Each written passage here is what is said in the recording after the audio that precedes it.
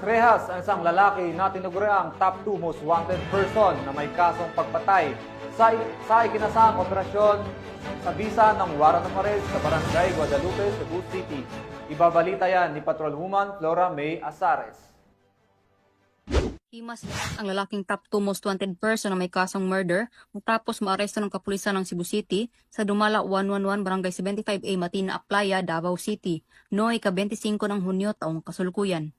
Kinilala ni Police Colonel Enrico E. Figueroa, City Director ng Cebu City Police Office, ang suspect na si Eric, 49 anyos, at residente ng sitio Ratola, Barangay Guadalupe, Cebu City.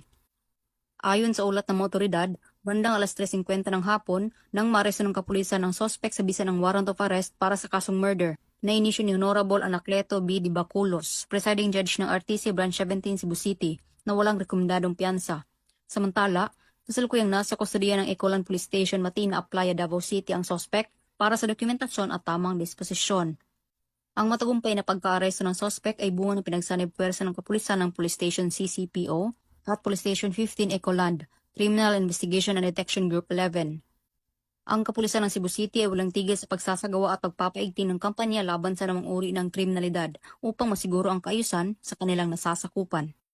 Mula dito sa Central Visayas, ako ang inyong Police News Network Correspondent, Patrolwoman Flora May Azares. Alagad batas, tagataguyod ng Balitang Pulis.